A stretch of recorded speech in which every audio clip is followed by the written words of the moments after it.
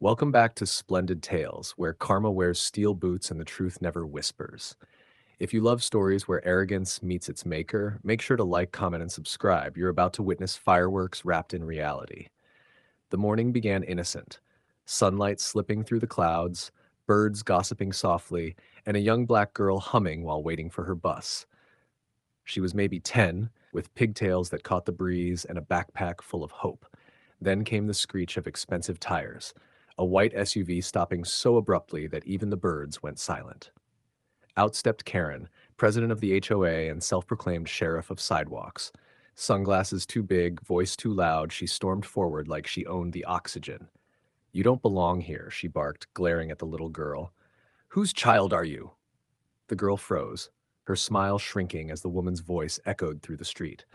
Neighbors peeked from curtains but said nothing, fear and curiosity holding their tongues hostage.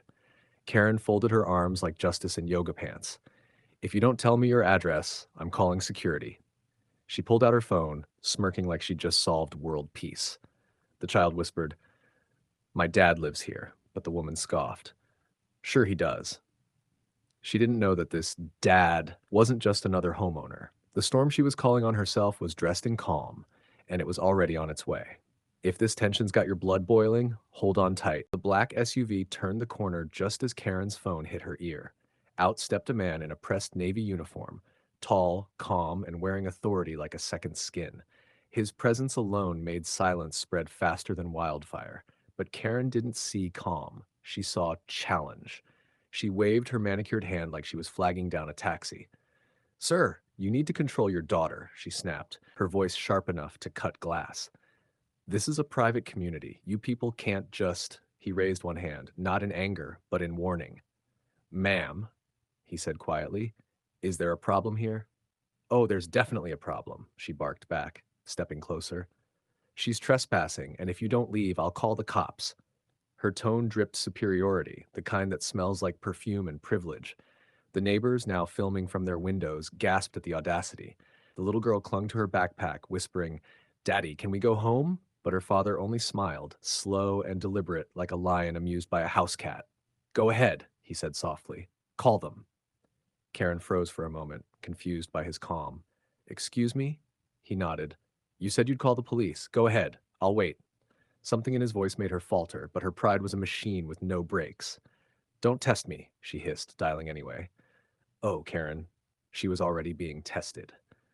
If you're enjoying Splendid Tales, hit that like button before the next twist unfolds. The air grew heavy, like even the morning sun wanted front row seats. Karen's phone pressed to her ear as she shouted, "Yes, I'm at Maplewood and Pine. There's a suspicious man and a child here." Her words dripped poison, but her audience, a growing crowd of neighbors, already sensed something brewing. The man didn't flinch. He just stood there, hands in his pockets, eyes calm enough to unsettle her. When she hung up, proud and puffed up, she sneered, "They'll be here any minute and you'll both be escorted out." Then came the sound, not sirens, but laughter from behind. Two patrol cars pulled up and the officers stepped out, faces shifting the second they saw the man. "Chief," one said, stunned. "We got a call. Wait, you're the—" Karen blinked, confused. "Chief," she repeated. The man smiled, pulling his badge from his belt. The sunlight caught it perfectly, gleaming like divine irony. "Yes, ma'am," he said smoothly. "I am the police, Chief Daniels, and this," he gestured to his daughter, "is my neighborhood too." Her face drained faster than the blood could catch up. I, I didn't know," she stammered. "I was just trying to protect the community," he interrupted, voice velvet but sharp, "or to protect your comfort." The crowd murmured, some recording, some shaking their heads. Karen's lips trembled as the weight of her own prejudice sank in. If this story's hitting hard, hit subscribe. By evening, the story had already escaped Maplewood. The videos hit social media faster than gossip ever could. HOA Karen versus police chief, trending #1.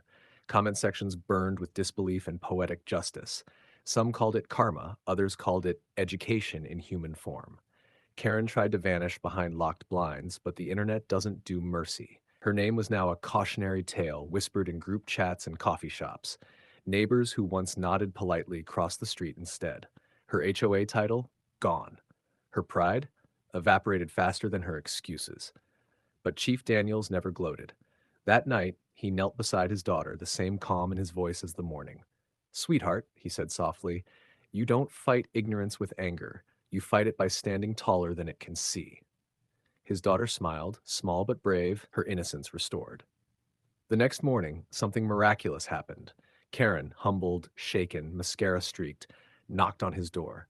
"I came to apologize," she said, voice trembling. "I judged what I didn't understand." He studied her a moment, then nodded. "Then learn from it," he said, "and teach others not to repeat it." She nodded, eyes wet with regret, and for the first time, silence between them felt human, not hateful. The sun rose again, brighter this time, over a neighborhood forever changed. This has been Splendid Tales, where truth always finds its voice. If you felt that power, don't forget to like, comment, and subscribe for more stories that hit deep.